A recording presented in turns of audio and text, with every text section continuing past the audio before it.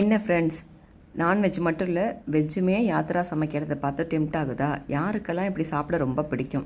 2 வகை கீரை, சேப்பக்கிழங்கு, அதுவும் நல்லெண்ணெயில் வறுத்தது, நல்ல சுடு சோத்துல நெய் ஊற்றி பருப்பு போட்டு கீரையும் இந்த மாதிரி சாப்பிட்றப்ப வயிற்று புண்ணுலேருந்து உடல் ஆரோக்கியத்துக்கு எல்லாம் நல்லாயிருக்கும். யாருக்கெல்லாம் வேணும்னு சொல்லுங்கள், நான் அனுப்பிச்சி வைக்கிறேன்.